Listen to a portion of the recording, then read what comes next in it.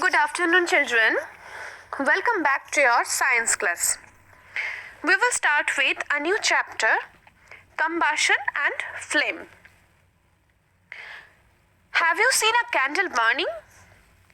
You must have seen how do the matchsticks catch fire or the gas burner inside your kitchen. We can burn wood or coal, etc. You know that. So what happens when you burn these? What do you see? We see fire and we see the flame of candle which is visible. Similarly, when the burner is on, we see the flame again. When you burn wood, you can see the fire, right? Now, if you look at all of these flames and fire, they all look very different appearance and the outlook. So now in this lesson we are going to discuss all about burning and all the necessary details regarding burning. Now what we call burning, it's a common term, but actually in science it is known as combustion. We have to know what is combustion, what are the types of combustion, and how does combustion occur. So in this chapter, we will study about the combustion, combustible and non-combustible substances, ignition temperature, the types of combustion, the fire control, flame, the structure of flame, fuels and efficiency of fuels, and finally the burning of fossil fuels. So let us start with what is combustion. It is a process in which a substance reacts with oxygen to release heat and light. And we can see light as the term flame. Now what happens when you light a candle? It catches fire and it produces light also, right? If you try to take your finger near the flame, you will feel hot. Why? Because heat is also produced here. So you can think combustion is the process of burning. Now, what is the science behind it? It is actually the chemical reaction between the substance and oxygen present in the air. This is very important phenomenon. The reaction between the oxygen and the substance. Combustion takes place only when oxygen is present. If there is no oxygen, no combustion will take place. This is the basic thing of combustion. Keep it in mind. Now generally heat and light both are produced during combustion, but not for all cases. Light may be produced, may not be produced. Now if light is released, light can be released in the form of flame or glow. For example, if you try to compare the process of combustion of coal and candle, what I'm trying to say, if you burn both of them, the substances react with oxygen and combustion happens. And due to the reaction, lots of heat and light are produced. Now, if you compare these two scenarios, in case of coal, you can see the reddish glow during combustion. But in case of candle, you can see very distinctly the presence of the flame and it is very beautiful in appearance. So the appearance of light depends on the substance, one substance to another. Now it is important to know that not all substances go for combustion.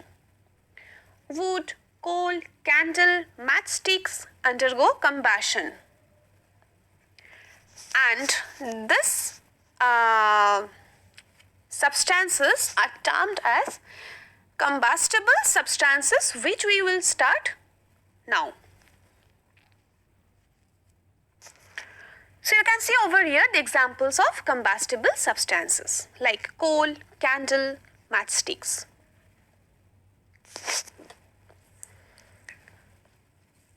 So now let us look at some examples of this kind of combustible and non-combustible substances. So what are these? So what are the definition of combustible and non-combustible substances? Now let us have a look. Those substances which burn easily to release the heat and sometimes light in the appearance of glow, in the appearance of flame or fire are called the combustible substance. For example, you have already learnt about paper, coal, wood, matches, the furnitures or any other things made up of wood, kerosene, diesel, petrols, wax. These all are the combustible substance. Why? Because they all catch fire or burn very easily and produce light as well as heat. You can see over here the examples. That's why inside the petrol pump, have you seen any petrol pump? Inside the petrol pump, people are not allowed to smoke. If people are smoking in the petrol pump and release the residue of any cigarette or the directly on the petrol tanks or any kind of contamination occurs there, that can catch a huge fire and it will explode. Smoking there can easily cause the combustion of huge quantity of the petrol stored and it will make an explosion. Most of the metals are non-combustible. That means they do not catch fire easily. You already got your concept which are metals, which are non-metals. So I hope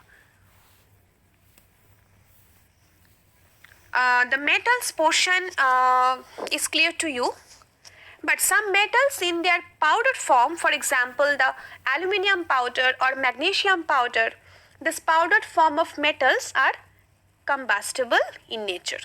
So these all undergo combustion in different ways.